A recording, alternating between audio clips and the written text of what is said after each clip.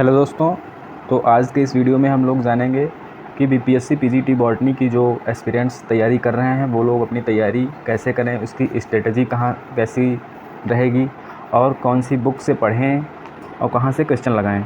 तो सबसे पहले आपको एग्ज़ाम पैटर्न इसका तो पता ही होगा। बीपीएससी पीजीटी का जो एग्ज़ाम पैटर्न है वो आपको पता है। टोटल नंबर ऑफ़ क्वेश्चन इसमें 150 आते हैं। कितने नंबर के होते हैं? 150 नंबर के होते हैं। कोई निगेटिव मार्किंग नहीं होती है। और ये जो आपका पेपर है वो 3 पार्ट में आता है। वहाँ पे एग्ज़ाम पैटर्न में पेपर जो आपका है वो 3 पार्ट में डिवाइडेड रहेगा। पार्ट 1 आपका लैंग्वेज का पोर्शन होगा।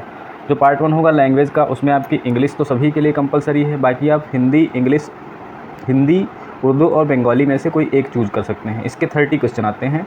अभी इनको डिटेल में देखेंगे कहाँ से किस पार्ट की कैसे तैयारी करें। पार्ट 2 आपका होता है जनरल स्टडी का, और पार्ट जो 3 होता है ये वाला, ये आपका होता है सब्जेक्ट का।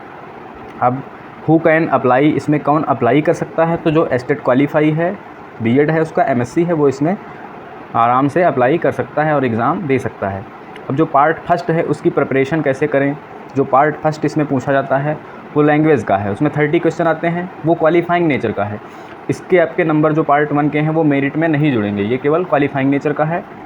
इसमें 30 क्वेश्चन आपके हिंदी प्लस उसके साथ में इंग्लिश, उसके साथ में हिंदी या फिर उर्दू या फिर बंगाली, इनमें 3 में से कोई आप एक ले सकते हैं। और तो इंग्लिश जो है वो सभी के लिए कंपलसरी है।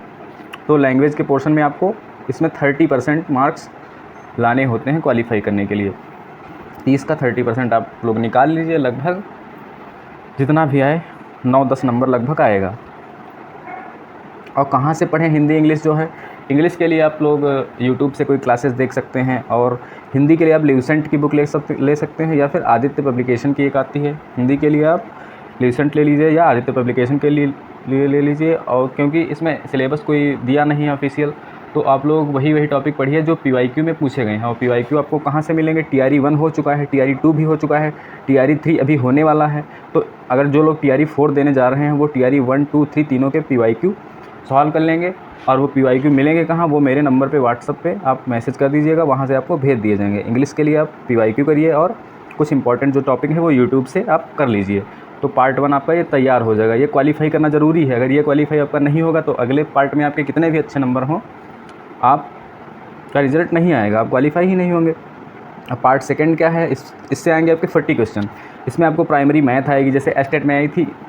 एस्टेट अभी आपने दिया था, उसमें जो मैथ आई थी, रीजनिंग भी आई थी, जनरल अवेयरनेस भी आई थी, साइंस भी आई थी, जियोग्राफी भी आई थी, इंडियन नेशनल मूवमेंट, ये सारा ईवीएस, ये सब आपका 40 क्वेश्चन आएंगे 40 मार्क्स से। ये आपके मेरिट में भी जुड़ेंगे। तो ये टॉपिक आप लोग ल्यूसेंट की बुक ले लीजिए, वहाँ से जीएस पढ़ लीजिए। और आपने अगर यूपी टेट और प्राइमरी लेवल का अगर दिया है टीचर एलिजिबिलिटी टेस्ट, तो वहाँ की मैथ पढ़ लीजिए, वही आपकी इसमें मैथ आएगी। और रीजनिंग के कुछ क्वेश्चन प्रैक्टिस कर लीजिए, ये आपका पोर्शन हो जाएगा। ये वाला आप अच्छे से तैयार कर लीजिए क्योंकि ये मेरिट में भी जुड़ेगा। अब पार्ट 3 आपका आता है, कौन सा पार्ट? 80 क्वेश्चन वाला। सबसे मेन पार्ट तो आपका यही है, सिलेक्शन आपका यही पार्ट कराएगा। ये सब्जेक्ट का पार्ट है। तो जो बॉटनी वाले बच्चे हैं वो लोग सबसे पहले कौन सी बुक्स पढ़ेंगे? वो एनसीईआरटी पढ़ेंगे। एनसीईआरटी की बुक्स जो हैं आपकी 11th 12th की, उसमें से बॉटनी के जो चैप्टर हैं, हमने एक वीडियो में बताए हैं बॉटनी के कौन कौन से चैप्टर हैं, वो आपको पढ़ने हैं। तो बॉटनी के जो भी चैप्टर हैं एनसीईआरटी बायो के, वो एक बार पढ़ लेंगे। और एससीईआरटी जो बिहार बोर्ड की बुक्स हैं 11th 12th बायोलॉजी की, वो भी आप लोग पढ़ सकते हैं। ऑल चैप्टर आप बॉटनी रीड फ्रॉम एनसीईआरटी से, सभी चैप्टर आप पहले रीड करेंगे। फिर उसके बाद जो कुछ क्वेश्चन देखेंगे, लेवल कुछ बढ़ा देते हैं, तो बीएससी की बुक से भी आप देख सकते हैं। बाकी आप एनसीईआरटी पढ़ लीजिए, या फिर एनसीईआरटी तो पढ़ेंगे ही। और एक 11th 12th में एक बुक आती है बॉटनी की, एमपी कौशिक की, उसका भी सारी बुक्स का फ़ोटो आपको दिखा देंगे, उससे भी आप पढ़ सकते हैं। और एक बुक ऑब्जेक्टिव बॉटनी की आती है, वो क्वेश्चन प्रैक्टिस के लिए और थ्योरी दोनों के लिए अच्छी है। देखो, और इसके साथ सबसे पहले आपको क्या पढ़ना है? इसमें सब्जेक्ट पार्ट में एनसीईआरटी पढ़नी है। उसके बाद पीवाईक्यू लगाने हैं, टीआरई 1 का, टीआरई 2 का और टीआरई 3 का। टीआरई 3 अभी नहीं हुआ है, जब ये हो जाएगा तब इसका भी एमसीक्यू हम सॉल्व करा देंगे और आपको पीडीएफ भी भेज देंगे। अब क्वेश्चन प्रैक्टिस कहाँ से करनी है? क्वेश्चन प्रैक्टिस अगर एनसीईआरटी के क्वेश्चन आपको करने हैं तो नीट का एमटीजी आता है, एक नीट का एमटीजी आता है, वो करिए। वहाँ सबसे अच्छे एनसीईआरटी के क्वेश्चन दिए होते हैं, वहाँ से कर सकते हैं। या फिर आपको ये बुक ले लेनी है ऑब्जेक्टिव बॉटनी कुमार मलिक की, ऑब्जेक्टिव बॉटनी कुमार मलिक। इसका अगर आपको पीडीएफ चाहिए हो तो इसका पीडीएफ हम भेज देंगे आपको। कुमार मलिक की ऑब्जेक्टिव बॉटनी से क्वेश्चन प्रैक्टिस करिए बॉटनी के सारे। और भी आप क्वेश्चन प्रैक्टिस कर सकते हैं। एनसीईआरटी की बुक्स आती हैं, एमटीजी आते हैं। एनसीईआरटी लेवल के क्वेश्चन आपको मेनली प्रैक्टिस करने हैं और पीवाईक्यू सारे लगाने हैं।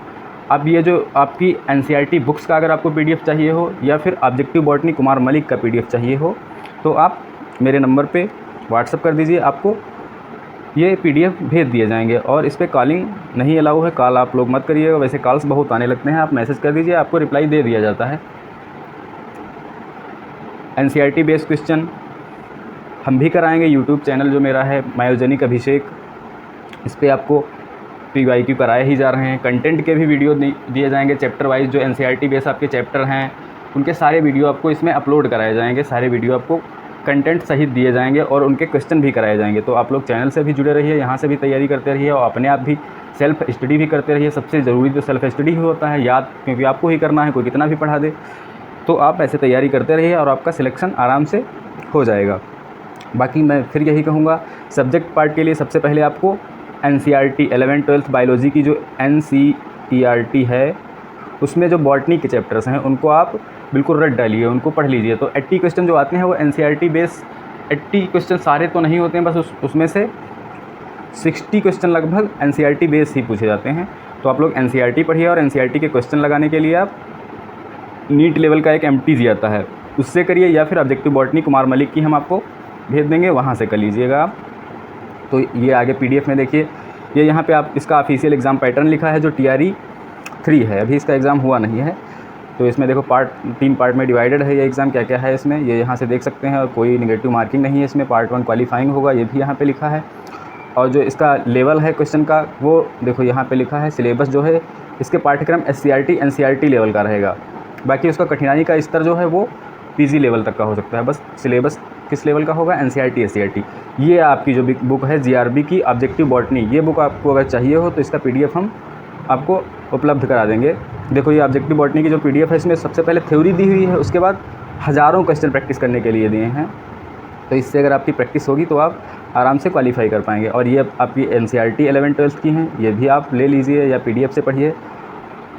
और हिंदी मीडियम वाले अगर बच्चे चाहें तो डॉक्टर MP कौशिक की एक बुक आती है, इससे भी पढ़ सकते हैं। बाकी आपको NCERT पढ़नी है और कुमार मलिक की जो ऑब्जेक्टिव बॉटनी है इससे पढ़ लीजिए, बस आपका सिलेक्शन हो जाएगा। और आपको क्वेश्चन प्रैक्टिस करनी है बहुत सारी, तो आपको सारा कुछ समझ में आ गया होगा कैसे क्या प्रिपरेशन करनी है।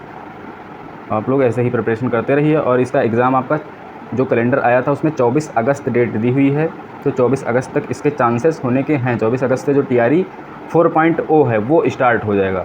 बाकी आप लोग तैयारी करते रहिए। NCERT बेस्ड क्लासेज आपको मेरे चैनल पे भी मिलने लगेंगी आज या फिर कल से। NCERT बेस्ड क्लासेस, एक क्लास आपकी आया करेगी थ्योरी की और एक क्लास आया करेगी क्वेश्चन की। तो आप लोग डेली देखते रहिए। बाकी यूट्यूब से हमें कुछ भी एक भी पैसा ऐसा कुछ नहीं मिल रहा है, फ़िलहाल हम आप लोगों की हेल्प कर रहे हैं इसमें। Okay, thank you.